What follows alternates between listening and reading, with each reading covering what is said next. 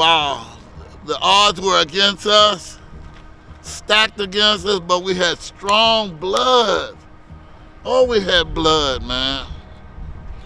Beautiful. My earliest childhood memories. I lived on 6th Street, right before you get to Grannis. I was so small. Mother wouldn't let me go outside and play with the other kids. She said, nobody ain't gonna watch you, you're too small. They were all in the street playing every day. That's when we had screen doors. I'm at the screen door, I'm crying, I wanna go outside. Mama said, you can't go out there, you're gonna get hurt out there. I'm like, okay. So I remember that clearly, being there, not able to participate. And I remember Poppy and Baby Ralph and Paul Nicholas lived on the corner, him and Denise. And they were all older than me, but I remember those people, they stuck out in my mind. And then, man, the only fun I had at that age, sometime on Saturdays, some older kids would come and get me and take me to the theater. And we go to Hollywood Theater, they taking a little old guy back to the theater, and I see the movies, man. And boy, that was so much fun. Awesome. And then we moved off of 6th Street, we moved on Texas Avenue, about a block down from the Hollywood Theater, and we lived next door to a church. And my dad and my mother weren't married, so Dad used to come and get me, and we walk down Texas. I'll never forget, man. He put me on his shoulders. And I'm on his shoulders, he walking with me, man. And he took me down to the Port Arthur Cafe, which was on 7th Street and Texas Avenue. And man, they had a bar there, and you sit at the bar, and my favorite meal was pancakes. I love pancakes, and they had them little glasses of milk. Oh, that was the best milk in the world, I tell you. And man, it was so much fun. And then growing up on the west side, but then we moved on the east side, and it was like the 300 block, East 7th, and we lived in the rear. Translation, in the alley. We lived in the alley behind our landlord. And it was a sharpshooter house. I think 2 rooms, the living room, which was a bedroom, and the kitchen, which was my bedroom. I had a rollaway bed. When you get up, you close your bed up, cover it up. Nobody knew it was there. We didn't have a bathroom. We had a restroom, okay? Yeah, you could only go and use the toilet. Taking a bath was in a tub, big old tub. And you get in front of the heater if it's cold. You didn't have hot and cold running water. We had cold water, boil it on the stove, pour it in the tub, get in there, take a bath. Man, oh my goodness. But going back to 6th Street, as a kid, I remember watching the watermelon man come by. He's on a wagon with a horse, and he's screaming, watermelons! And people were buying melons and fruits. He had other fruits on there too. And then later on, here comes the Iceman. He's selling blocks of ice, because we didn't have refrigerators. We had ice boxes. You buy ice, put it in the freezer, kept the refrigerator cold. So my earliest childhood in Port Arthur, it didn't start in this area. It started on West 9th Street and Texas Avenue. And it was a part of that Hollywood Theater complex. Because the guy that owned the Hollywood Theater owned the apartment buildings that my grandmother rented. And so I was there until well, I guess until I was about 11, and then we moved out here. And because when Carver School opened, my grandmother would walk us from 9th in Texas to out here.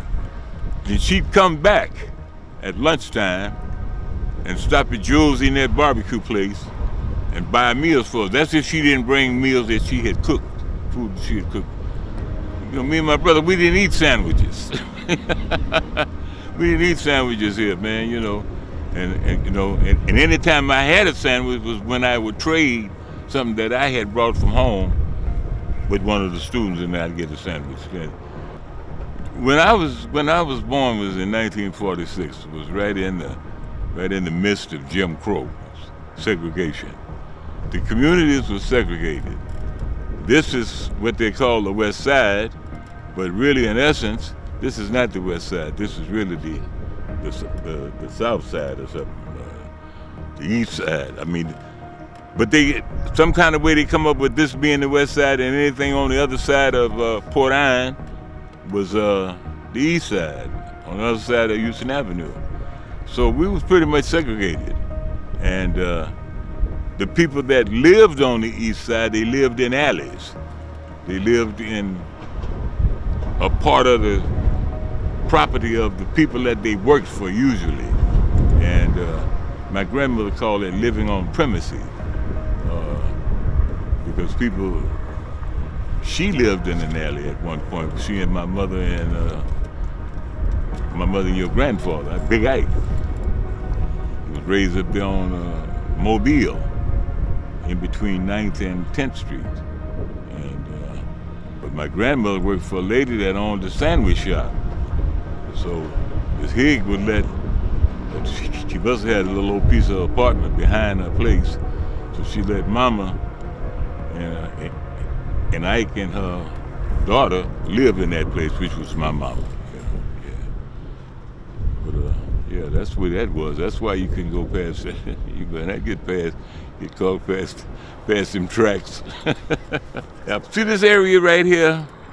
The area right here where the bridge is, that over there used to be Gulf Oil. The Siemens used to park, they used to dock back there. Either back there or over here. We had the grain elevator over here. And the coke docks was back over here. And so them ships would come in, man, and they docked. Them Siemens would get off. And they'd walk. They wouldn't catch no cabs. They'd start walking from like the Gulf back there.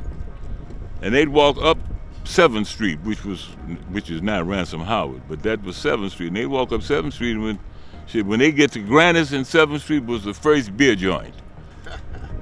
And that was where they got bogged down at. And them little ladies of the evening, the bar flies, they would be waiting on them. And believe you me. So when I went to New York to sing, I met some guys, man, and going through Harlem or going, being in Greenwich Village that had been here. And they said, "Oh, you're from Port Arthur, that's little New York." Because it was a wide open town here, man. They had gambling, prostitution, they had bootleggers, they had all sorts of things. This was a self-sufficient community over here, the West Side was. We had 3 movie theaters. We had 2 on Texas Avenue, and then we had 1 round on 7th Street behind Dopey's a taxi stand, which was right across from the Ashbury people. They had a pool hall there with about 18, 19 tables in there. And it was called a Bucket of Blood because it was the norm of Friday and Saturday night. Somebody was going to get stabbed over there. They wasn't shooting nobody then, but if somebody was going to get stabbed over there. Man, but then, okay, East Side. Okay, so now I'm going to elementary school. I gotta go from the 300 block, 7th Street on the East Side, all the way back to here on the West Side. I was an only child. We didn't have no transportation, so Mama had to figure it out. She says, "Okay, they got 4 or 5 kids. They're going to Carver. I'll pay her some money to give you a ride." So every morning I had to get up a little early to be to their house to be ready for when they got ready to leave, because they're not going to wait on you. You got to be there. So I'm there early. Get to Carver. Man, Carver was a good time. You know, back in these days, the teachers really took a lot of interest in the kids. They didn't want to see nobody fail. Oh no, that was a scar on their record if you fail. Man, hey, they made sure you learned. They knew some of your parents. When they called the roll on the first day, they call your last name. They say, Bennett, you can, yeah, that's my mama, Audrey. I said, oh, boy, okay, I know your mama. No more trouble out of you, all right? Because, hey, she said, you want me to call? Oh, no, don't call my mama. Don't call my mama. She'll come down here, and she ain't going to spare the rod. She going to whip me in front of the class. Man, so, hey, here I am, boy. Carver School. Mr. Peer, the gym teacher. Mr. Pace, excuse me. He was a teacher. He was a 5th grade teacher. And he was also my Boy Scout troop master. Oh yeah, we were Boy Scouts. Oh my goodness, wearing uniforms. We were poor, but mother found a way to do that. Get me a uniform. I'm a Boy Scout. Went to camp, Boy Scout camp. Wow, had to stay a week. First week you stayed away from home. And you're in Carl, Texas, out in the woods with a bunch of scouts, sleeping in tents. Man, it was kind of miserable because a lot of kids wasn't used to being away from home. You were homesick. Older kids were there. They would kind of watch out for you, but they kind of teased you a little bit, made it hard. But man, on the Thursday, Mom and them was gonna come visit you. Oh boy, here come Mom and them here. Oh boy, you got a chance to show them around. I'll never forget, man, every morning we had to raise the flag and do our pledges. You know, going back, all my memories, we were always kind of, I look at it now, I'm patriotic to the country, but we were kind of brainwashed. I pledge allegiance to the flag. Every morning we had to pledge to this country that didn't show us fairness or equality, but we had to pledge. I pledge allegiance to be, yeah. And man, hey, it's like, okay, we got that, but as a young child, you didn't realize you're being brainwashed. You're being, yeah, they're getting in your head. Well, one thing I knew that in 1955 or 56, when Emmett Till's picture showed up on Jet magazine, and some of the things that my grandmother and my mama would talk about, as far as the conditions of what Port Arthur was like when she left Louisiana with 2 children and moved here to Port Arthur. It was a strange kind of environment. We didn't know the difference because we hadn't been outside this segregated community. Now, once we were able to get outside of this community, like me and brother, we knew what it was like if you went downtown on Proctor. You don't bump into them white folks. You do not put on their clothing. You know, you couldn't try on clothes and shoes and all that kind of stuff. Parents had to kind of guesstimate. When they took children downtown to shop, they kind of had to guesstimate. And soon as a black person would hit them stores, man, you know, them people would be on you like white on rice, you know. But that was the kind of environment it was. So when Emmett Till got killed, I guess I must have been about 11, maybe 10, 11 years old. Scared me to death. Because what it showed us growing up, I don't know if it affected my brother that way because he was an introvert. It affected me to the point that I realized that whatever age you was, it didn't matter. If them people wanted to kill you, they gonna kill you and they gonna get off with it, you know. Right here, they had a deputy sheriff called D.P. Moore. You might have heard me talk about him in the presentation I did at the library a few weeks ago. This guy, D.P. Moore, man, he'd ride around in a van. Had cowboy boots with gold tips on them. Because I used to shine them. I've shined his boots downtown Proctor at Mirror Shine Parlor when I was a high school student. That was the first job I had, was popping a rag. And in Mirror Shine, but that's what we did. We'd leave the west side and go on the east side. There was a black dude that owned the Shine Parlor downtown on Proctor. He owned one in Beaumont. So when business was heavy in Beaumont, he would take some of the Shine guys over there to Beaumont, man, to shine shoes. We was down over there by where Humphreys and Provost's office used to be, because they got a big building there now in Beaumont. But anyway, this was the kind of community we had. But we had nightlife. We had our own auditorium on DeWalt and 9th Street, because we only could go to Pleasure Island one day a week. And that was on Wednesday nights that we could go to Pleasure Island. See, they built this bridge here to get to Pleasure Island. But before they built this bridge, you had to go downtown and get on the drawbridge. They had a drawbridge downtown there. You got pictures of it, and that's how you got to on the other side to the island. Now, if you got caught on either side of the island, one of them barges was coming up to Sabine here, you was in trouble. You may be over there an hour and a half.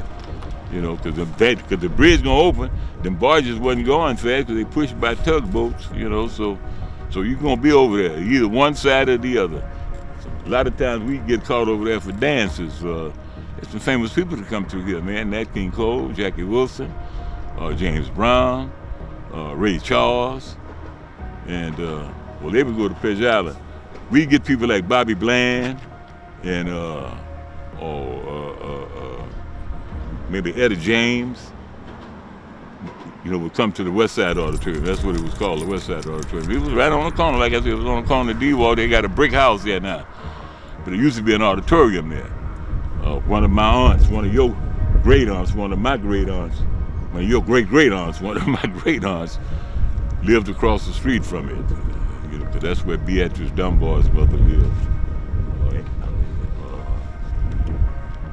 Then they moved over here.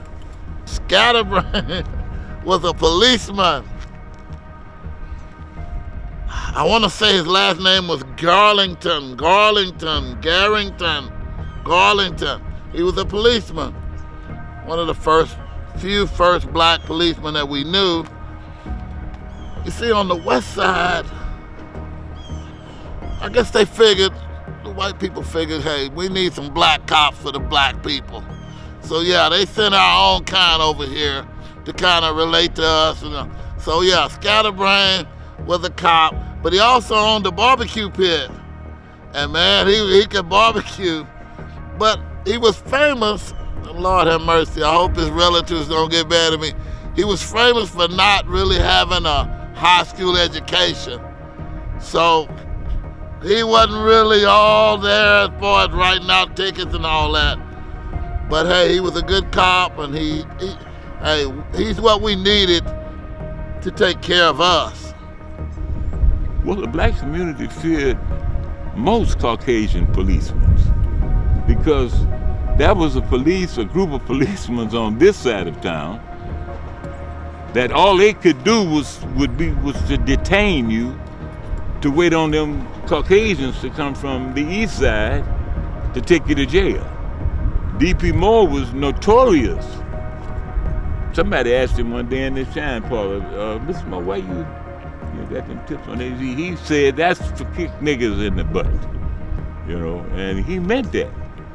And so D.P. Moore was feared by most of the black men in Port Arthur, especially those that were seamen and hustlers. They may have had girlfriends that was in the nightlife, that worked in the little prostitution shacks along 8th Street there. Them big bordellos was usually, they'd have 2 or 3, maybe 4 or 5 black women in there working, but they were basically white girls that worked in there. And the prostitutes that was on this side of town, they couldn't fraternize with black men. Black men couldn't patronize them It was totally white guys that would come across the tracks and patronize those prostitutes that we had on this west side. But no, D.P. Moore was a terror, Jack, you know. And a few years later, I worked at the Port Arthur News when I came back here from Denver one year, lived with my mom, and somebody that worked at the Port Arthur News did an article on D.P. Moore.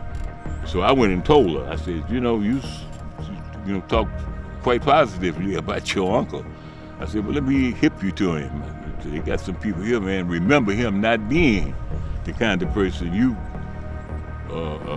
illustrated in your newspaper article, you know. So, but no, that guy, that was something else, man, you know. But then we had guys. We had a few black guys over here that wanted to become known, like Officer Edwards. Clarence Edwards, who was my classmate. They lived over there on DeWalt and 11th Street, across from the back campus, Lincoln's back campus. He was a detective. I guess he was the first black detective in Port Arthur, Earl Edwards. And then they got Eddie Collins and that white boy. They called him Starsky and Hutch. They was running around there busting everybody that was involved in illegal, basically narcotics. Because when the feds came in 1962, they kind of killed the gambling thing. The gambling went underground. You know, the guys could still play a baseball parlay or a football parlay or, you know, sporting events. You know, like Abraham would sit in that corner and pick them teams. Man, you know what? I have this conversation quite often with people that I know, people that moved away from here. And they always say, you know what? Life was better before integration. Because we were Chocolate City. We didn't have all that integrated. Yeah, people messing with us. Hey, matter of fact, we call it cross the tracks. We stay cross the tracks. Yeah, as long as we on the west side, we were all right. Hey, man, New Edition was people that had homes. They had a little bit more money, they had homes. We were renters, so we didn't live in the New Edition. But you come to the New Edition during the holidays because Christmas time, they lit it up, man.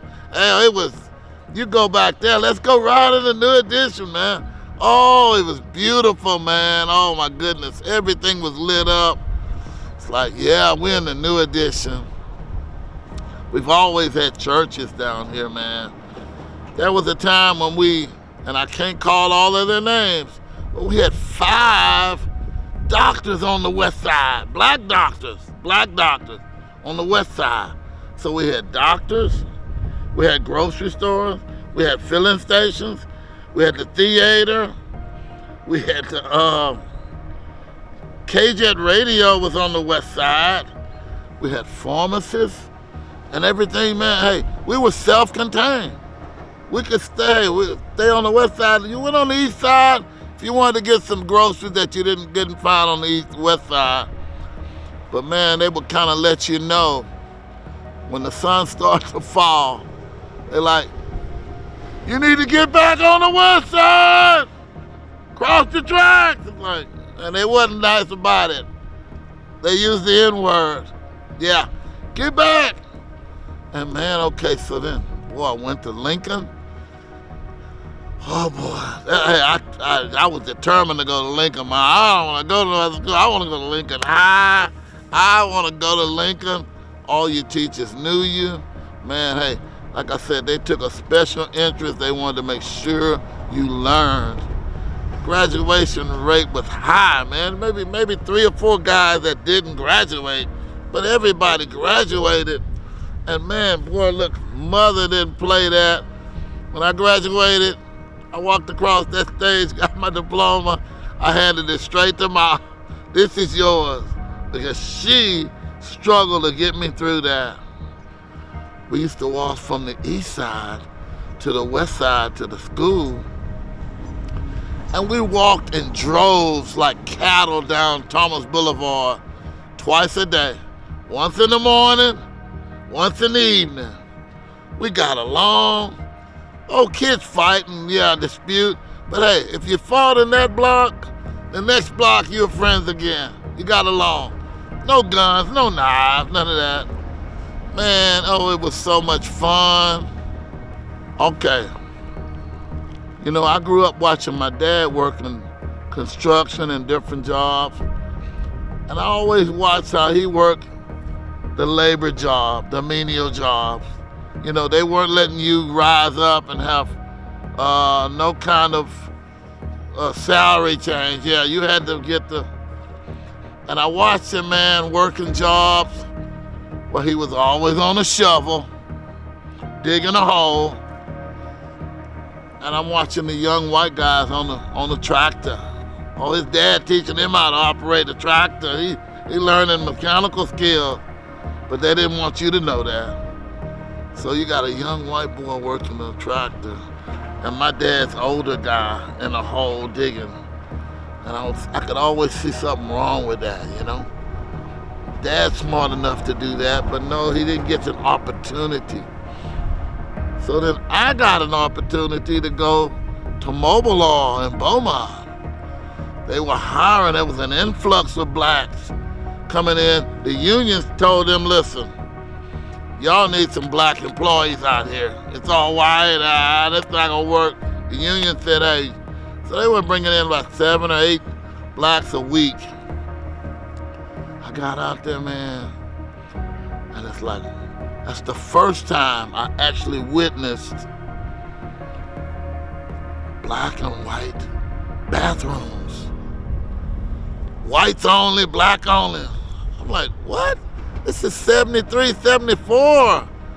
This is, wow, this really going back now. I mean, God, y'all still doing that?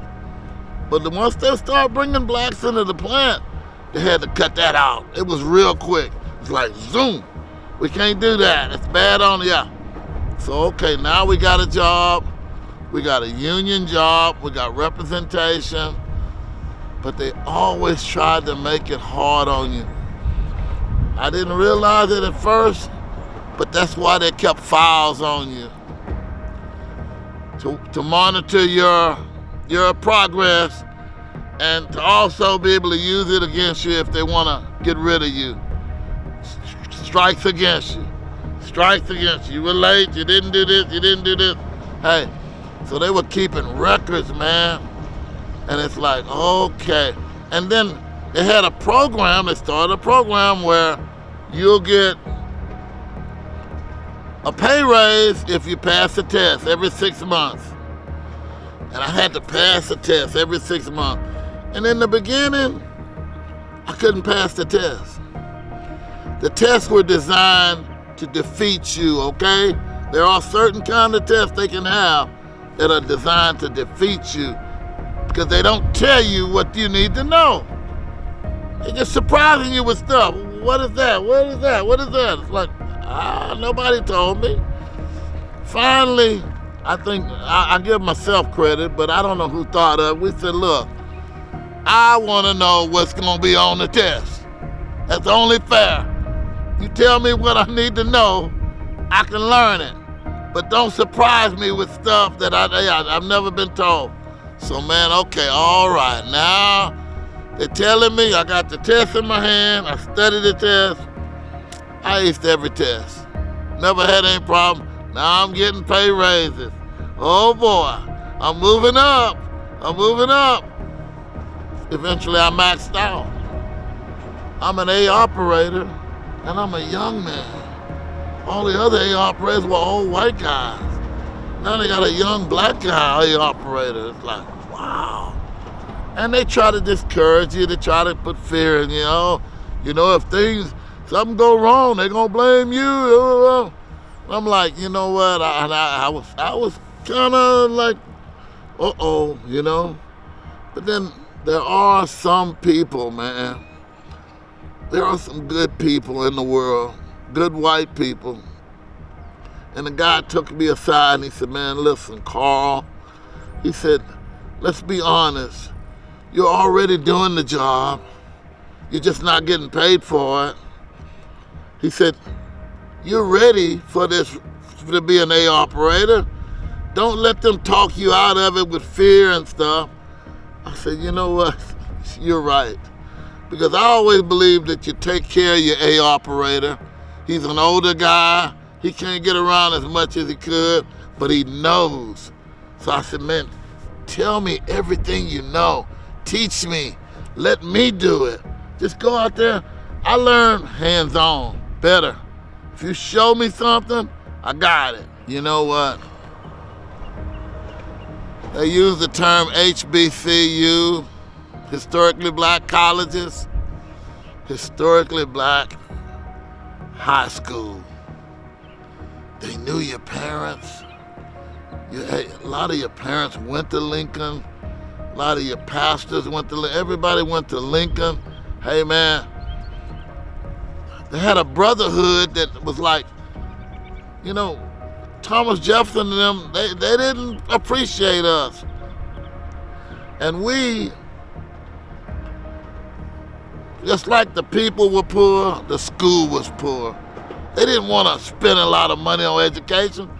How often did I get a book that was new? Not often. Most of the books I got had 4 or 5 names already in them. So yeah, somebody had this book 5 years ago. So we didn't get new books, we didn't get this, new this.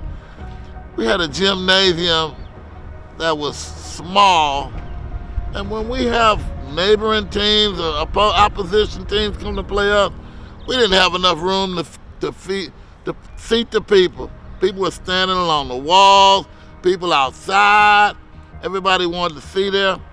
Man, oh my goodness. But then we had parades and stuff, man, and boy, when Lincoln High School band, oh my goodness, band would come, boy, look here. Of course, you had the Thomas Jefferson Red Hussars. When they coming down, you could hear them. They had taps on their shoes. But boy, here come Lincoln. Oh my goodness, it was powerful. And man, oh my goodness, best times of my life. You know what? I will say this about Lincoln. This must be said. I got more than a high school education at Lincoln. I feel like it was a college preparation. I feel like I learned life, about life there. They were teachers, man. They would spend the whole day just telling you about their lives growing up. And it's like, we didn't go in the book today. No, I want to talk about my life. Man, teachers that influence me, man. When I see these teachers today, I have to give them the respect that they deserve because they kept me out of prison, out of jail, out of bad places, man. I'm so blessed, bro. I'm Port Arthur proud. Boy. There used to be a pharmacist over here that had lost his pharmacy license, but he was in a drugstore here on the west side that was owned by an elderly man called Kelly, K-E-L-L-Y. His name was Kelly, and he had a nephew that worked in there as a pharmacist too. But then they hired Doc Henley. They hired Doc Henley. He was from New Orleans, and he was in there making. When A.C. Robitussin, see the guys in Port Arthur that was drinking, they was hooked on cough syrup. They could either get A.C. Robitussin, or they could get Romalar, or they could get turpin hydrate, which was another cough syrup. And the guys was hooked on that, man, you know. And that took the place of heroin for drug users. So when they took that off the market, see, that was a time when you could walk in the drugstore and buy and just pick Robitussin, AC Robitussin right off the shelf. High content of codeine in it. So this drink that these youngsters is drinking now, promethazine, that's a far cry from what that from what that Robitussin used to be. That Robitussin, boy, look here, was something else. But anyway, when they took that off the shelves and made a class 4 or 5 narcotic out of it, the only way you can get it would be on prescription. But then they got guys that would go into Mexico, man, and take windshield water containers and empty them. The Robitussin bottles over there, 4-ounce bottle of Robitussin in Mexico was 98 cents a bottle, 4-ounce bottle. You buy a whole bunch of them things, man, and you fill up your gas, your windshield water container with that. When you get back on the Texas side, you get you some empty bottles, 4-ounce bottles, and you fill them up with the content, and them guys was getting $35 to $45 in Houston, Texas, right there on Darling, selling that AC Robitussin. You understand? And so Doc Henley, this guy was making, like I said, when they took it off the shelf, he started grinding up codeine pills and putting a syrup base to it. Sometimes it'd be red, sometimes it may be green, sometimes it may be gold, it may be orange, it may be purple, and they called it sleigh ride. Sometimes he called it rocket ship. It just depends on how many of them codeine pills. And see, he would crush them codeine pills up in a malt making machine. You drop them in that malt making machine, in that cup, that silver cup, and he stick it on that malt making machine. The thing would go around in there and crush them pills up, and then he pour a syrup on it. You could buy $1 sip, you could buy $2 swallow, you could buy $3. You could buy enough of it to fill a cup up. You know what I'm saying? But and people was coming from far and near, man. They were coming from far as Lake Charles to buy a sleigh ride. Port Arthur was known for sleigh ride, man. Yeah, them boys that come from Beaumont and Port Arthur, from Beaumont and Lake Charles and Orange, just to buy a sleigh ride. Some people would come here from Houston. That was the ones that couldn't afford that $45 bottle coming from behind Wolf's pawn shop over there on Dollar across from St. John's. See, that pawn shop was right there between McGowan and Tuam on Dowling. See, that's a gym. That's a gym there. Now, most of my hats, that's where I used to buy my hats at Wolf. Wolf used to have some of the baddest Dobbs and Stetsons in there, man, you know. Shit, I got $100 hat, a couple $100 hats. Yeah, but no, man, yeah, they come from all over, man, to buy that shit from Doc Henley. Doc Henley ended up dying, man, and I'd love to see his son and daughter. He's got a son and daughter, they're both lawyers, and they over there in New Orleans. I hate that Mr. Mardi Gras. I would love to go to Mardi Gras. Well, one thing about Gulf, and I've got to commend them on this, they did hire black men. Texaco didn't hire black men. And see, those were the two major refineries in the inner city of Port Arthur. They had all them things along the highway out on the outside there, my man. What's happening with you, man? I ain't seen that brother in a long time, man. But that's the way that was. So when you got hired at Gulf, yeah, they're gonna put you in labor game, you know.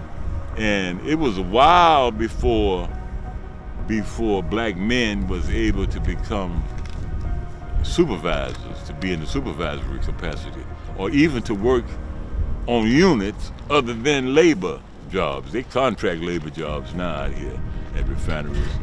Oh shit, they're picking up trash, picking up cans, unloading boxcars and unloading 18-wheelers, shoveling, doing construction work, shoveling shit and that, you know, just regular labor jobs, you know. When it changed along with the conditions here in Port Arthur. See, when I was in college, I sang with a choir that sang for Martin Luther King. And when Martin Luther King and the Freedom Riders was running through these little southern towns, man, along the Chitlin Circuit, we was always afraid to have them people come here to Port Arthur.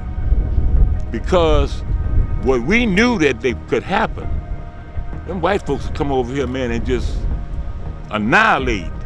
Because they had us living like sardines over here to begin with.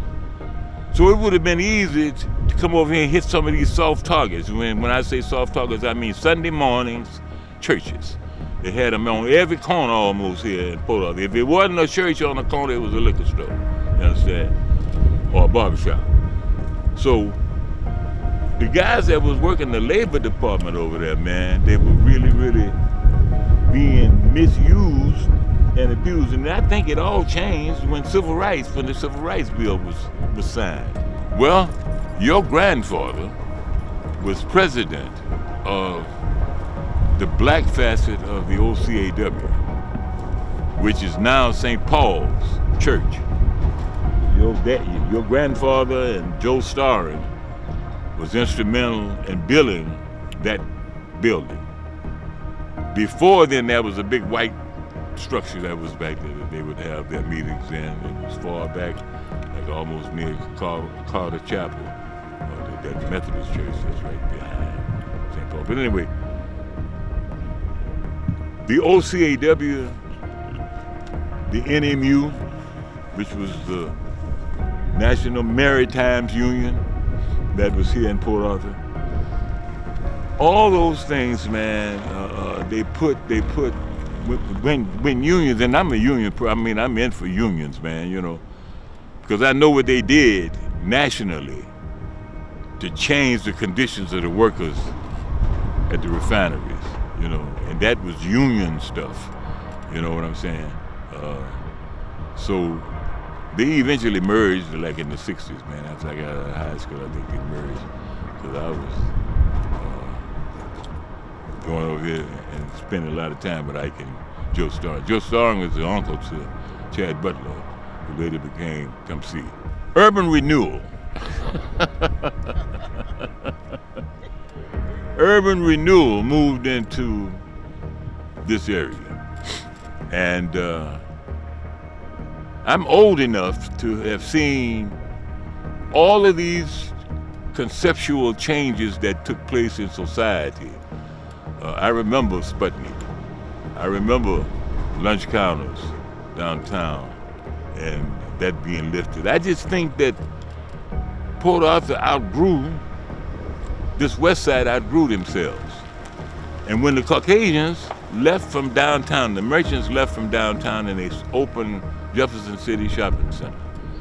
They had already opened Gateway in Beaumont, so it seemed as though every time Beaumont would open the shopping center, Port Arthur would kind of follow suit.